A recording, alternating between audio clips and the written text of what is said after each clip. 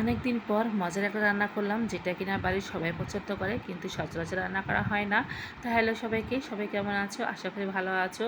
তো কি রান্না করব সেটাই তোমাদের সাথে শেয়ার করব। আর কি রান্না করব সেটা দেখতে হলে কিন্তু অবশ্যই পুরো ভিডিও দেখতে হবে। তো দেখো, আমার হাতে হচ্ছে মাছের ডিম নিয়েছি। আমি যখন ফ্রিজটা খুলে মাছ মাংস বের করতে যাচ্ছিলাম, হঠাৎ দেখি যে কোনো রকম মাছ মাংস নেই। আসলে আমার খেয়াল ছিল না যে ফ্রিজে সব মাছ মাংস ফুরিয়ে গেছে। তো মাছের ডিমটা পড়েছিল। বেশ কিছুদিন আগে একটা বড় সাইজের কাতল মাছ নিয়ে আসছিলো, সেখানেই হচ্ছে পেটে ডিম ছিল অনেক। তো ডিমটা খাওয়া হয়নি, তো ডিমটা আমি জলে ভিজে রেখেছিলাম। এখন হচ্ছে চুলা ধরিয়ে তারপর হচ্ছে কড়াইয়ে জল দিয়ে দিলাম, একটু হলুদ লবণ দিয়ে দিয়েছি। এর মধ্যে কিন্তু ডিমটা সুন্দর ভিজে গেছে। তো ডিমটা দিয়ে তো সিদ্ধ বসিয়ে দিয়েছি। আর এদিকে ডিম যে রান্না করব সেই উপকরণগুলো কিন্তু আমি সুন্দর করে গুছিয়ে নিয়েছি। এদিকে ডিমটা সেদ্ধ হতে কিন্তু খুব একটা সময় লাগে না, অল্প সময়ে ডিম সিদ্ধ হয়ে গেছে। তো আজকে আমি ডিম রান্না করব হচ্ছে পেঁয়াজ আর আলু কুচি করে নিয়েছি, এগুলো দিয়ে ডিম ভুনা করব। তো কীভাবে করব তো সবাই রেসিপিটা দেখে নাও। তোমরা কে কীভাবে রান্না করো জানি না, তবে আমি কিন্তু মাঝে মাঝে এইভাবেও রান্না করি। আবার এটা দিয়ে কিন্তু রসা বা তরকারি রান্না করা যায়। তো আজকে ডিমের চচ্চড়ি ভুনাই করব। তো যাই হোক, ডিমগুলো আগে সিদ্ধ করে নিয়ে তারপরে তেলে ভাজি করে নিচ্ছি।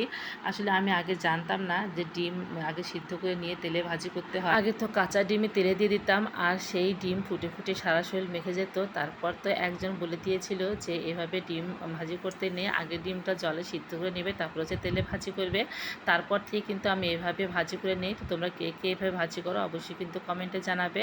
তো যাই হোক, যারা এভাবে ভাজি না করো এখন থেকে কিন্তু করবে, তাহলে দেখবে সেই ডিমটা আর ফুটবে না। তো যাই হোক, ডিমগুলো একটু টুকরো টুকরো করে নিলাম, যেহেতু আমি চচ্চড়ি রান্না করব তাই জন্য একটু টুকরো টুকরো করে ভালো করে ভাজি করে নিলাম। আর ডিমের মধ্যে একটা ফোকরাও ছিল। তো যাই হোক, ডিম ভাজি করা হয়ে গেছে। আর কড়াইয়ে আবার দিয়ে দিলাম খাঁটি সরিষার তেল, দিয়ে দিলাম তেজপাতা, জিরা, দারচিনি। দেওয়ার পর আলু কুচি আর হচ্ছে বেশ কয়েকটা কাঁচা লঙ্কা দিয়ে বেশ কিছুক্ষণ নাড়াচাড়া করলাম। এখন দিয়ে দিলাম পেঁয়াজ কুচি। পেঁয়াজ কুচি দিয়ে বেশ কিছুক্ষণ একসাথে একদম নাড়াচাড়া করে নিয়ে ভাজি করে নেব। তারপর হচ্ছে দিয়ে দেবো এর মধ্যে সব রকমের মশলা। মশলা বলতে আদা জিরা বাটা আর হচ্ছে মরিচের গুঁড়া, হলুদের গুঁড়া, লবণ, সব কিছু দিয়ে অনেকক্ষণ কষিয়ে নিয়ে তারপর হচ্ছে এই তো ভেজে রাখা ডিমগুলো দিয়ে দিলাম। বেশ কিছুক্ষণ আরও নাড়াচাড়া করে নেব, কষিয়ে নেব। কষিয়ে নেওয়ার পর আমি একটু হালকা জল দিয়ে ঢাকনা দিয়ে দিয়েছিলাম, যাতে করে এই তো মশলাগুলো একদম ডিমের মধ্যে ঢুকে যায় আর একটু রসালো ভাব হয়, খেতেও মজা লাগে। তো যাই হোক, কালারটা যত সুন্দর হয়েছে খেতেও ঠিক ততটাই মজা হয়েছিল। একটু ঝাল ঝাল করে রান্না করেছিলাম। এই ডিম ভুনা তো সবাই পছন্দ করে। তো আজকে তো ডিমের চচ্চড়ি ভুনা রেসিপি তোমাদের সাথে শেয়ার করলাম।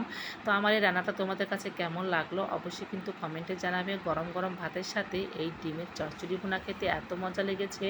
তো যাই হোক, রান্নাটা কমপ্লিট। এখন ঘরে নিয়ে গিয়ে সবাইকে গরম ভাতে খেতে দেবো। তো যাই হোক, আমার রান্নাটা যদি এতটুকু ভালো লাগে অবশ্যই কিন্তু লাইক কমেন্ট শেয়ার দিয়ে পাশে থাকবে।